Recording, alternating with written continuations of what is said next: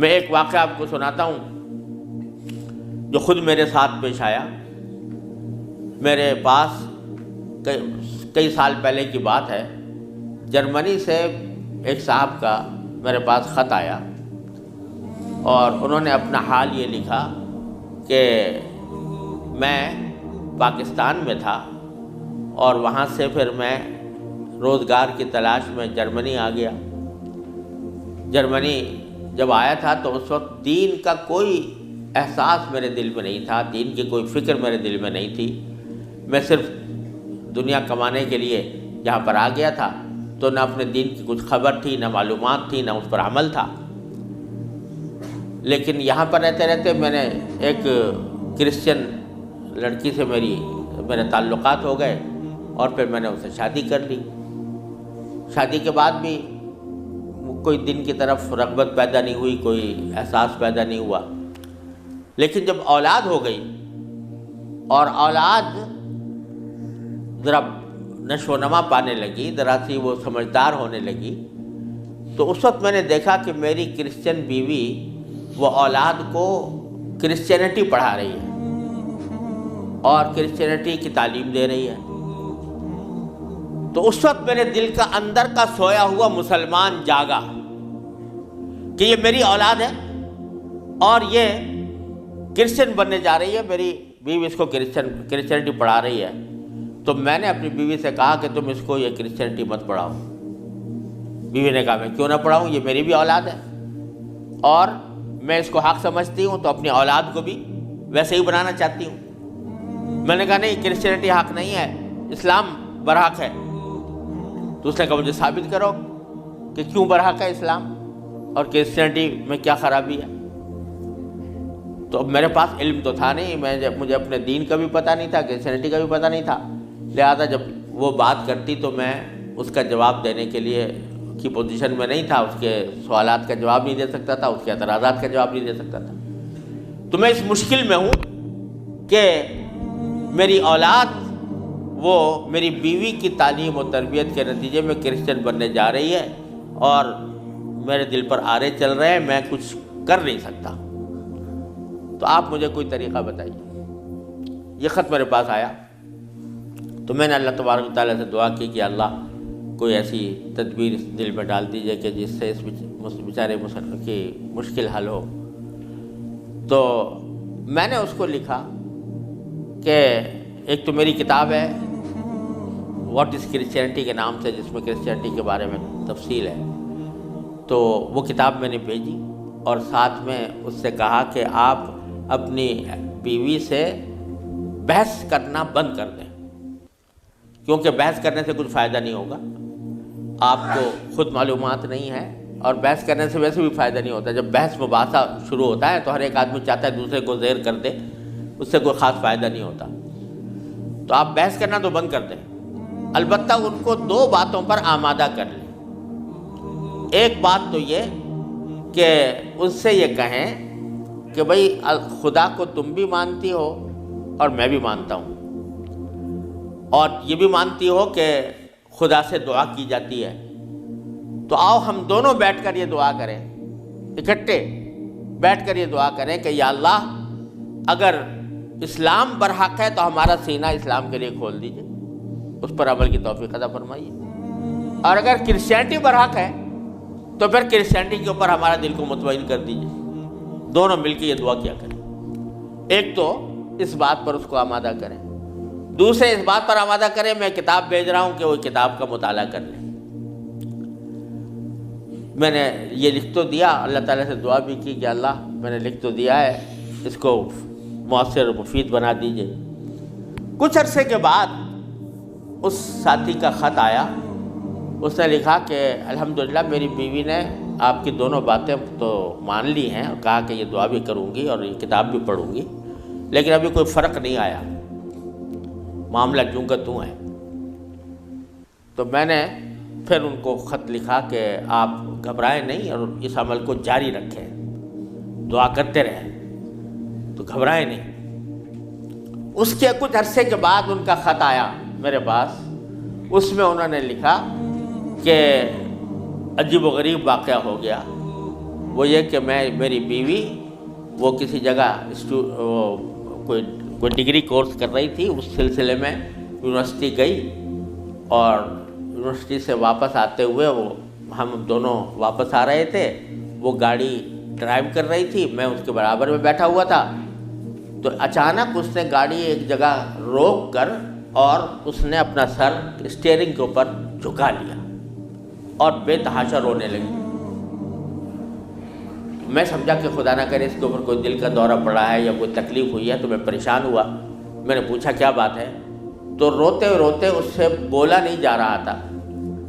بمشکل جب میں نے بار بار پوچھا تو اس نے ایک جملہ کہا کہ میں اور کوئی تکلیف نہیں ہے، بس مجھے تم مسلمان بنا دو، اسلام میں قبول کرنا چاہتی ہوں۔ کہتے مجھے اپنے کانوں پر اعتبار نہیں آیا کہ یہ وہی عورت ہے کہ جو اتنی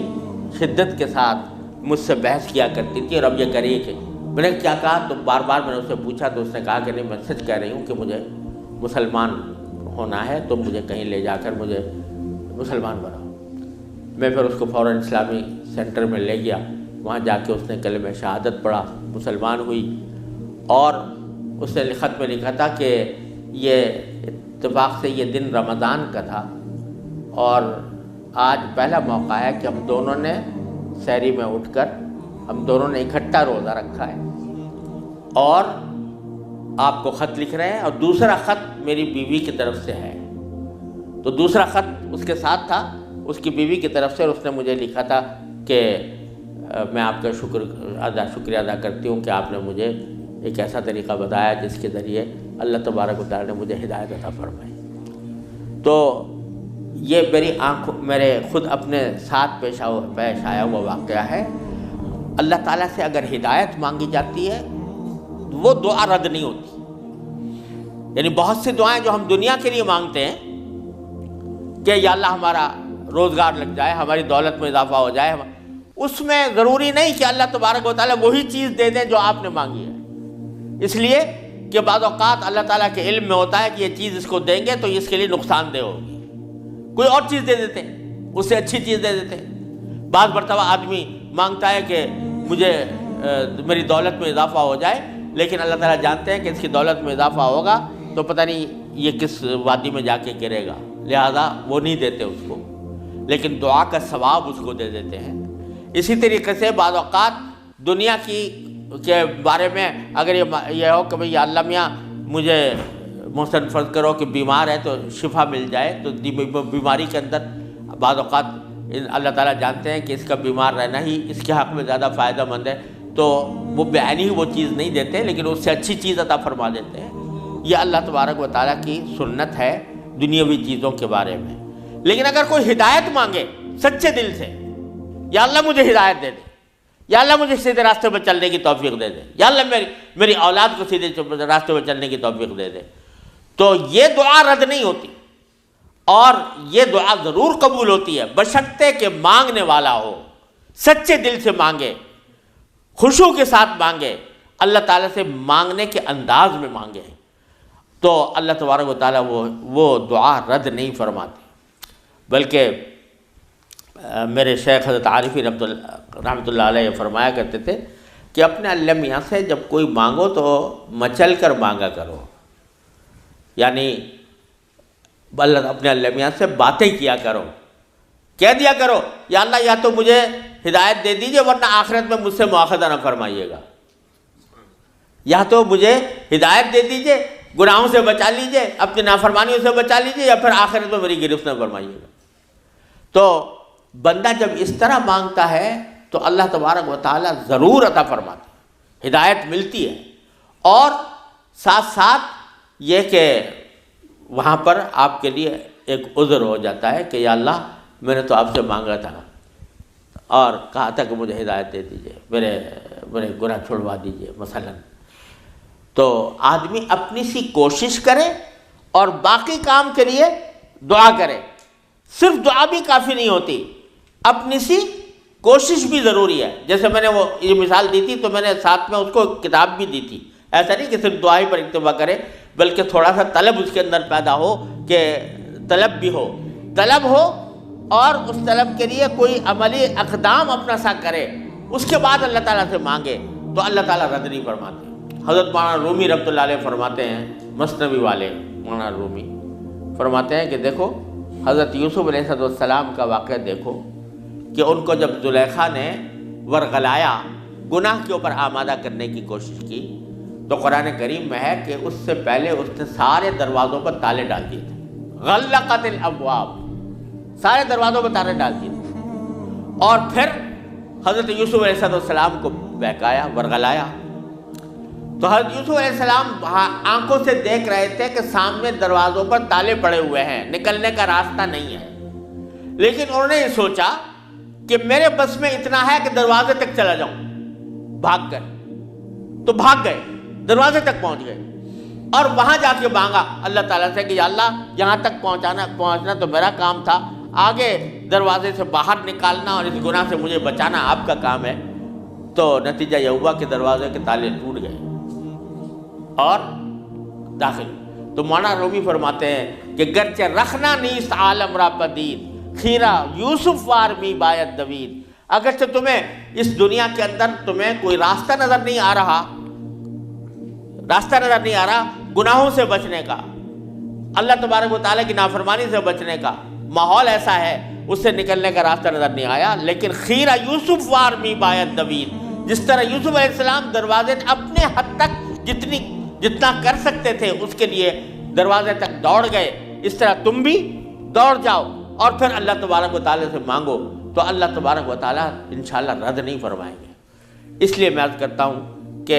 اپنے معمولات میں، روزمرہ کے معمولات میں یہ بات شامل کریں کہ رات کو سونے سے پہلے اللہ تبارک و تعالیٰ کی بارگاہ میں اپنی بھی اور اپنی اولاد کی بھی، اپنے گھر والوں کی بھی ہدایت کی دعا فرمائیں۔ اللہ یا اللہ اپنے رحمت سے ہم چاہتے ہیں کہ ایسا کریں، اپنی طرف سے کوشش بھی کر رہے ہیں، یا اللہ اپنے فضل و کرم سے اپنے رحمت سے اس کوشش کو کامیاب بنا دیجئے اور ہمارے دلوں کو پھیر دیجئے۔ قرآن کریم حضور اقدس صلی اللہ علیہ وسلم دعا تلقین فرمائی، یا مصرف القلوب صرف قلوبنا علی طاعتک، اے وہ ذات جو دلوں کو پھیرنے والی ہے، اے اللہ ہمارے دلوں کو اپنی طاعت کی طرف پھیر دیجئے، اپنی اطاعت کی طرف پھیر دیجئے۔ یہ دعا سرکار دو عالم صلی اللہ علیہ وسلم تلقین فرمائی۔ تو یہ دعا ہر روز بندہ مانگے اللہ تبارک و تعالیٰ سے، انشاءاللہ رد نہیں ہوگی، انشاءاللہ ضرور کامیابی ہوگی۔ اپنی طرف سے کوشش جاری رہے اور ساتھ ساتھ اللہ تعالیٰ سے مانگتے رہیں، انشاءاللہ یہ کوشش کبھی رائے گاہ نہیں جائے گی۔ اللہ تبارک و تعالیٰ اس کو ضرور قبول فرمائے۔